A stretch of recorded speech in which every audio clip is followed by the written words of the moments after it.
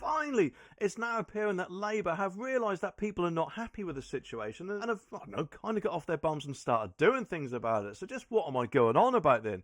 Well, according to this article, it says a huge border security crackdown as 3,930 migrants working illegally in the UK, wait for this, arrested. Well done, Labour. I can't believe I'm actually saying those words. Who would have thought, that if you come to the country illegally, you should have been arrested? Let me just think. Everyone, Labour, you should have done this from day one, in my opinion. So just what are they doing? And are they setting up on the beaches in tents or whatever, waiting for them to come in and turning them swiftly around back to the safe country of France? No, they are not. Instead, it says thousands of migrants illegally working in nail bars, car washes and restaurants have been arrested as part of the government's efforts to tighten UK border security. So, I don't know about you, but it's surely about time they actually done something, because let's face it, their Security Border Force Command, or whatever they call it, isn't really doing anything as far as I'm aware, eh? So between July the 5th, 2024, when the Labour government took power, and January the 31st of this year, 3,930 arrests have been made by immigration enforcement officers.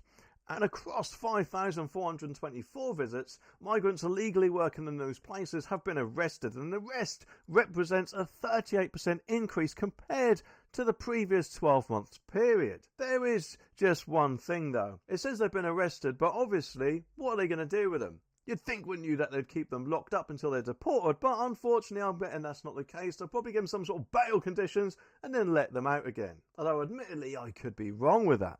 Officials have said that they understand people are sold false promises about their ability to live and work in the UK. To be honest, I'm betting a lot of those promises actually end up being true, especially with this video I done the other day about, let's say, certain broke councils dishing out things like PlayStation 5s and yoga lessons and even circus training to these migrants. So it just makes me wonder just how false these promises are. But anyway, those arrested made the journey through a mix of routes, including by crossing the English Channel and by overstaying their visas. So I'm betting, if anything, the latter was more than likely the ones arrested, and were discovered in a number of sectors ranging from nail bars to convenience stores. And Home Secretary Vic Cooper, what did she say about it? She said the government was boosting enforcement level to record levels. Well, let's face it, anything past 1 is more than likely a record level for this government. But anyway, she said that immigration rules must be respected and enforced. For far too long, employers have been able to take on and exploit illegal migrants, and too many people have been able to arrive and work illegally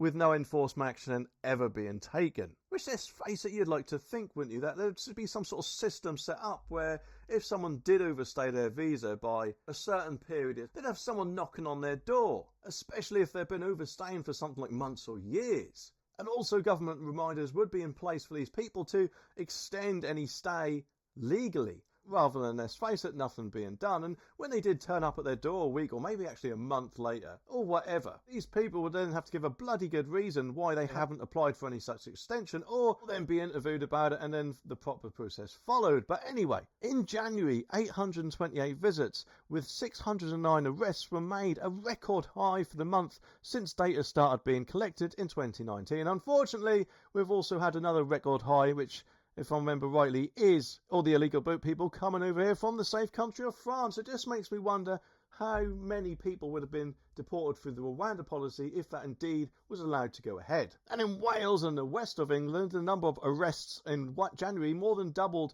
compared to the year earlier, from 45 to 101. And a government social media campaign discouraging people from making the journey to the UK was launched in Vietnam in December and Albania in January.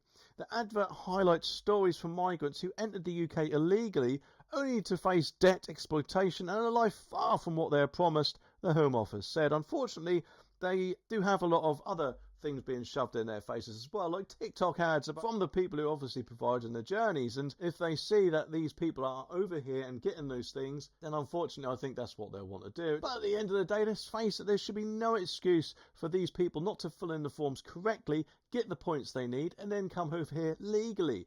And the drive comes after the government's border security, asylum and immigration bill is set to be debated in the House of Commons in its second reading. It aims apparently to introduce a raft of new offences and counter-terror style powers to crack down on people smugglers bringing migrants across the English Channel, and the measures apparently are expected to come into force as soon as possible once the legislation is approved by MPs and Lords, believed to be this year. There is just one thing though. Labour do seem to be, in most cases, very lenient, shall we say, to the legal boot people, so it just makes me wonder just how successful they would be in deterring anyone. The Conservatives said they had put forward an amendment to the bill in a bid which include their own immigration proposals to double how long it takes migrants to get indefinite leave and to remain, and after that wait 5 years rather than 1 before they could apply for citizenship. And Shadow Home Secretary Chris Phillips said this is a weak bill which won't stop the boats, which is, in my opinion, quite worrying.